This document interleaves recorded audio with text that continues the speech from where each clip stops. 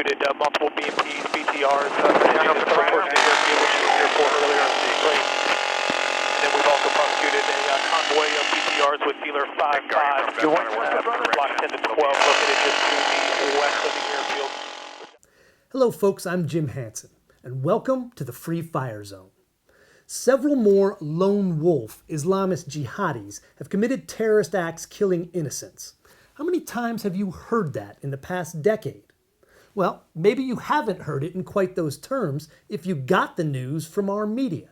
So let me rephrase it a bit and see if this rings a bell. Several deranged men with absolutely nothing in common have committed murder for completely unknown reasons. Right? I mean, our media goes out of its way to avoid the blisteringly obvious fact that it's not random craziness that's causing these people to kill, it's Islamic extremism. And whether the press wants to admit it or not, these events are connected. So it's wrong to call them lone wolves. If anything, we're under attack by a pack of lone wolves.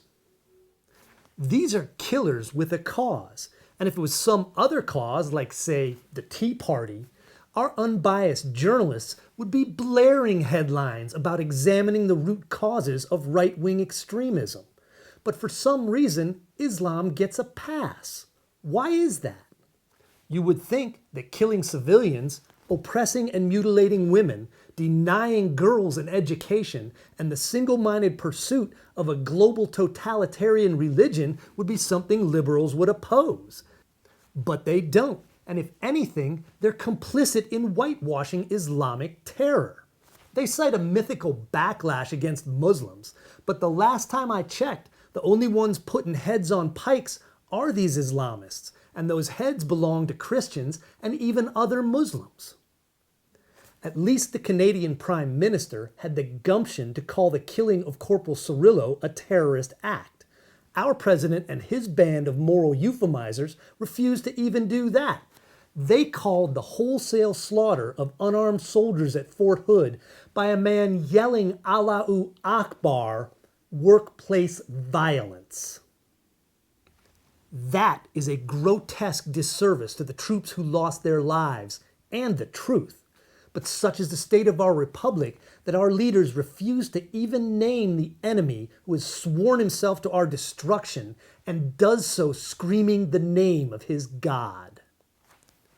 Islamists all over the planet are at war with free society. It doesn't matter if they call themselves Al-Qaeda or ISIS or Al-Nusra or simply Johnny Jihadi, the radicalized convert. They and their supporters number in the tens, maybe hundreds of millions. So pretending that doesn't represent a problem is not a solution. Now, it's only fair to say that not all Muslims are terrorists, not even most of them. But it's also fair to note that the majority of terrorists are Muslims, by their own declaration. And this is not chickens coming home to roost for the past sins of Western imperialism. This is their holy war, a global jihad. The left loves to claim that you can't just kill your way to peace. They're right. This requires more than just a military solution. We need a combined diplomatic, political, cultural, educational, and even media campaign to overcome this death cult.